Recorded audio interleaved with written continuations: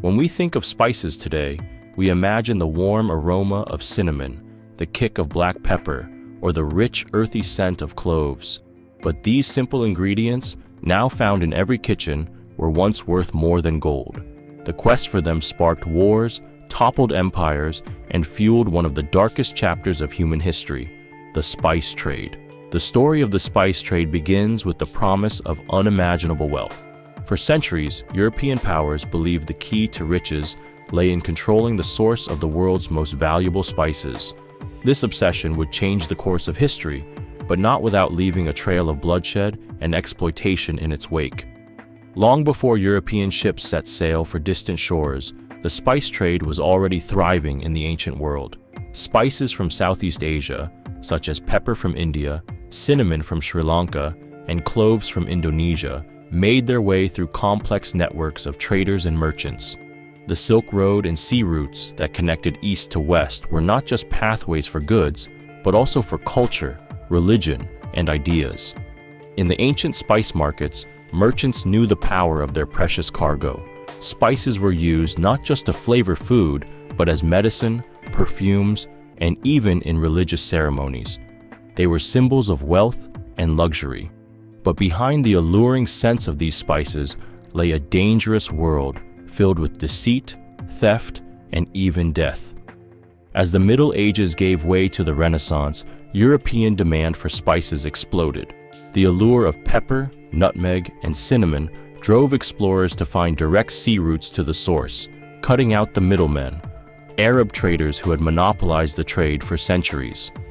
One man more than any other symbolized Europe's hunger for control: Vasco da Gama.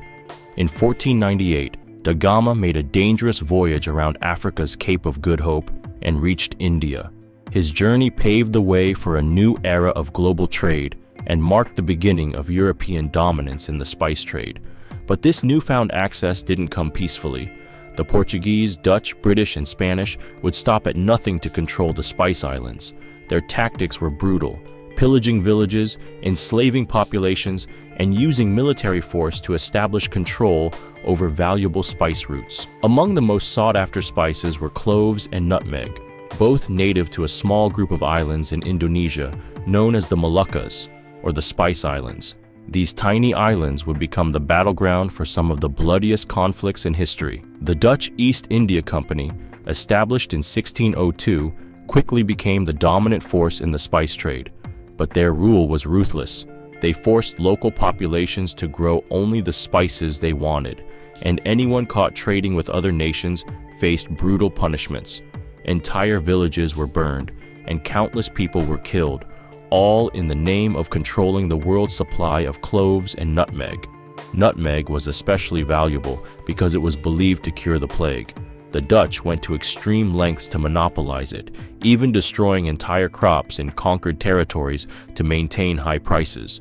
To ensure their control, they established fortified trading posts and used military force to crush any resistance. The local population, once proud and independent, was reduced to little more than slaves on their own land. Not to be outdone, the British East India Company emerged as a rival force, determined to break the Dutch monopoly. The British were more strategic, using diplomacy as well as military might. Over time, they succeeded in gaining control of key territories, most notably in India. While the spice trade was still lucrative, the British saw a new opportunity, one that would shape the future of empire: tea. As Britain shifted its focus to other commodities like tea, cotton, and opium, the spice trade became less central to its global ambitions. But the legacy of the spice trade was already etched into history, leaving behind a trail of violence, exploitation, and the reshaping of entire regions. By the 19th century, the golden age of the spice trade was over. New trade routes, the rise of other global commodities, and changing tastes led to the decline of Europe's obsession with spices. But the impact of the spice trade remains visible even today. Many of the regions that were once rich with spices were left impoverished by centuries of exploitation. The scars of colonial rule still mark these lands, and yet the legacy of the spice trade lives on, in our kitchens, on our plates, and in the cultures that were forever changed by Europe's relentless pursuit of spice. The next time you sprinkle pepper on your meal or catch the scent of cinnamon in the air, remember that these simple spices were once the most sought-after treasures on earth, and their story is not just one of flavor, but of conquest, power, and survival.